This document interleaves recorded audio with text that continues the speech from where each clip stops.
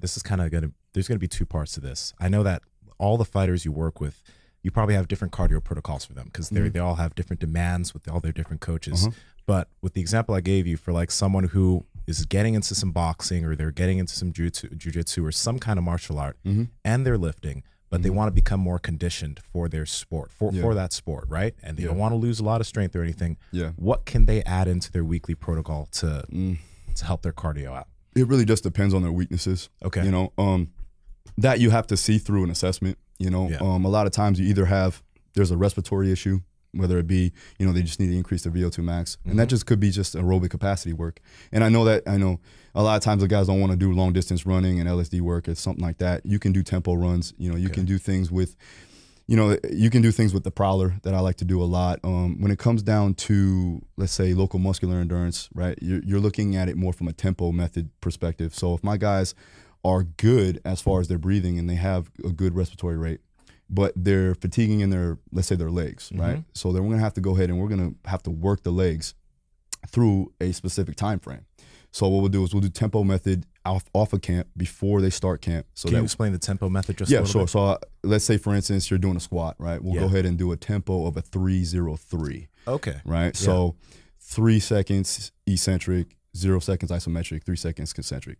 And they'll just run through that movement throughout time. And I either do a time-based, whether it be a minute, 2 minutes, something along the lines of that, very long in duration, but you're gonna build a little bit of hypertrophy there.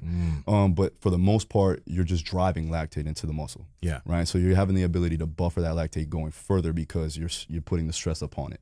So, and then another thing we do is lactate retention. So I'll do the tempo method and then I'll go ahead and I'll superset that with the lactate retention. Basically meaning I trap the lactate into the working muscle that allows it to buffer it in the long run, right? So again, we're putting that stress into that particular body part. It's able to cope with those stresses, and then from further on down the line, it'll be able to buffer it out a little bit more efficiently. So as an example, how would that look with the squat? So you did the squat 3-0-3 for a minute to 2 minutes. What is the movement afterwards to trap that lactate? All you got to do, just do a low squat, sit down into a position. You don't have to like sit in a, like, let's say just a isometric squat. You can actually sit into a low squat, hold on to the wall, especially if you have mobility issues, and you just trap that lactate into the muscle. Cal Dietz does this a lot too as well. I'm trying to phase it. Yeah, it sucks. And I'll do it a lot. I also do it with sled marches or prowler marches, and we'll put a substantial amount of weight on the prowler, and then have them work through that range in a concentric motion. So they're having to push. You know how it is with the prowler.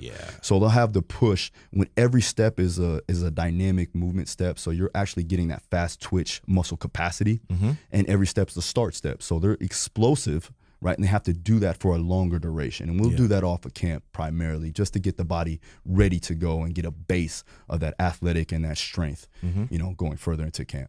If you are a fighter or someone who wants to start training in MMA, listen up.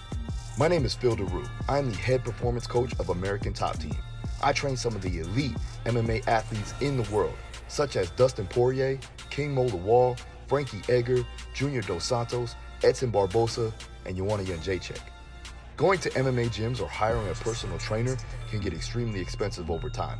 So if you want to get in shape and train using the exact program of the top MMA fighters for an affordable one-time price, check out Fight Ready in the description below.